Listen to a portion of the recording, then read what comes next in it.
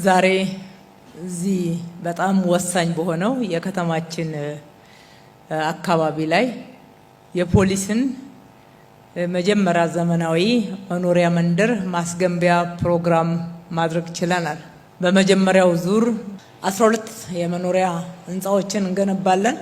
ከዚህ ውስጥ 8ቱ መኖሪያ ቤቶች ሲሆኑ 4ቱ ህንጻዎች ደግሞ እንደ ካምፕ ለፖሊስ ሰራዊታችን የሚያገለግል ነው ማለት ነው። የመኖሪያ ቤት ለሁሉም ሰው በጣም ያስፈልጋል፣ መሰረታዊ ፍላጎትም ነው። መኖሪያ ቤት በከተማችን የህዝባችን አንገብጋቢ ጥያቄም ነው። ወደ ፖሊስ ሲመጣ ግን ለየት ያለ እይታ አለን። እድሜ ለካዛንቺስ በጥቅሉ የምናውቀው ጉዳይ ቢኖርም ካዛንቺስን መልሰን ለማልማት ወደ ውስጡ ገባ ስንል በርካታ ገመናዎችን አየን። ልብ የሚነካ በወቅቱ ማድረግ የቻልነው የፖሊስ አመራሮቻችን በተለይ ቤተሰብ ያላቸው ልጆች ያላቸውን እንጦጦ ላይ የገነባነውን ለፌዴራልም ለአዲስ አበባ ፖሊስም መመደብ ነበረ። ከዛች ጊዜ ጀምሮ ለፖሊስ ቤት ሊገነባለት እንደሚገባው ግን ወሰንን። በወቅቱ ይህንን ስንወስን ሁሉንም በአንድ ጊዜ ችግሩን ማቃለል እንችላለን ባንልም በፍጥነት መስራት እንዳለብን ያሰብንበት ዋናው ምክንያት ፖሊስ ቤተሰቦቹ፣ ልጆቹ፣ ራሱ ሰራዊቱ የሚኖርበት ሁኔታ የማይመጥን ለሰራዊቱ ሙያ የማይመጥን ለከተማችንም የማይመጥን መሆኑን በማስተዋላችን፣ በሌላ በኩል ደግሞ እጅግ በጣም ያስደነቀን ጉዳይ በዛ የኑሮ ሁኔታ ውስጥ እየኖረ ዩኒፎርምን ለብሶ መለየውን አድርጎ ቆፍጠን ብሎ የህዝቡን ደህንነት የከተማውን ደህንነት እስከ ህይወት መስዋዕትነት ድረስ የሚያስከፍለውን አገልግሎት የሚሰጥበት ከፍተኛ ዲሲፕሊንና ቆራጥነት ነው። ስለዚህ በእርግጥም በሙያው ተመርቆ ወደ ስራ ሲገባ እንደፈጸመው ቃለ መሐላ ከራሱ ህይወትና ፍላጎት በላይ ለህዝብ የሚኖር ሰራዊት መሆኑን ያየንበት ሌላኛው መስታወት ሆኖ አግኝተነዋል።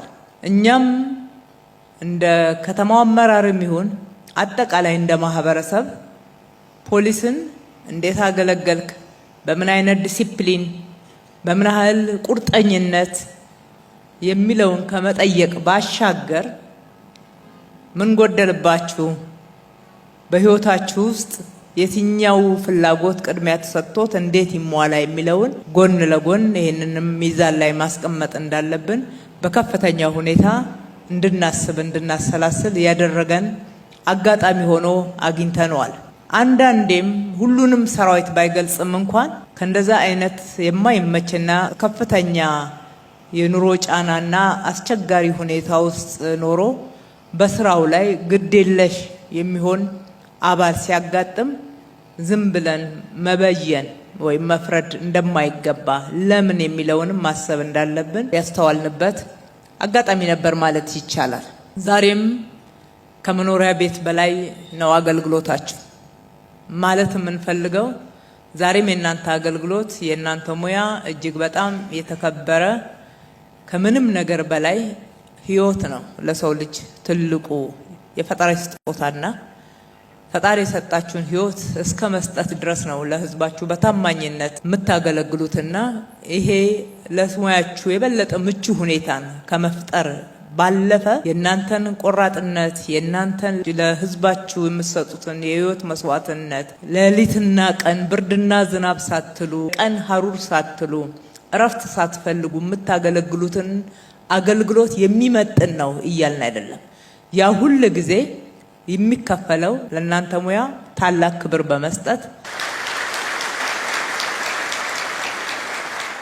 ሁሉ ጊዜ ለፖሊስ ያለን፣ ለሰራዊቱ ያለን፣ ለወታደሮች ያለን አክብሮት በህዝባችን ውስጥ እንዲሰርጽ በማድረግ ነው። ይሄ እንደተጠበቀ ሆኖ ለእናንተ የሚገባውን ደግሞ ከተማችሁ ወደ ኋላ አትልም።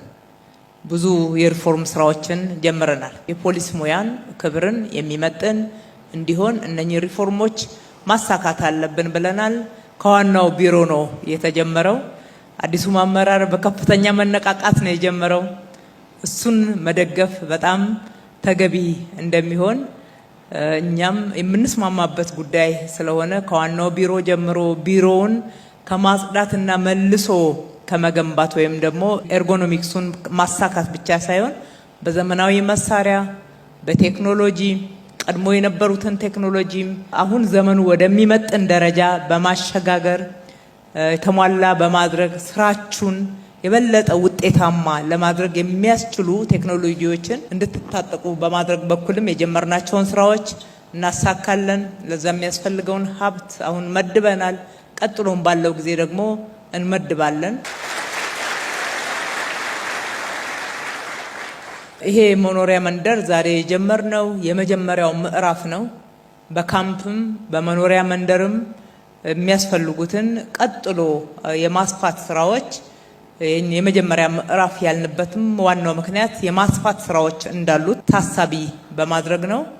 የፖሊስ ኮሌጁም በሚቀጥለው ሳምንት በተሟላ ሁኔታ ወደ ግንባታ እንደሚገባ የዲዛይንና ግንባታ ቢሮአችንም በዚህ በኩል ዝግጁ መሆኑን አረጋግጦልናል።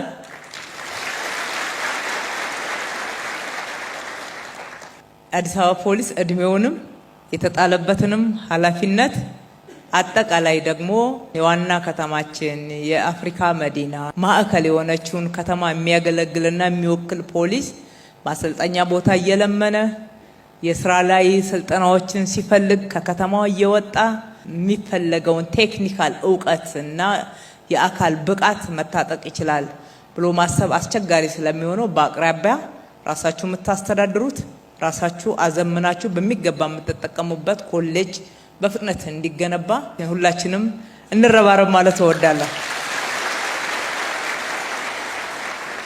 እንግዲህ አዲስ አበባ ከጀመረች ትጨርሳለች። ማስጀመር እና አስጀምሮ ማዘግየት የአዲስ አበባ ከተማ ባህሪ አይደለም። በጥቅሉ የመንግስታችን የለውጡ መንግስት ባህሪ አይደለም። የተጀመረ በፍጥነት ያልቃል። የቤቶች ኮርፖሬሽን እና የቤቶች አስተዳደር ቢሮአችን በዚህ በኩል ትልቅ ኃላፊነት ተጥሎባቸዋል። በፍጥነት እንገንባ፣ ገንብተን እንሆ ብለን ከዚህ በላይ ደስ እንዲሰኙ ኃላፊነታቸውንም በትልቅ ብቃት በትልቅ መሰጠት እንዲወጡ የማድረግ ስራችንን ሁላችንም በትብብር እንወጣ ማለት እወዳለሁ።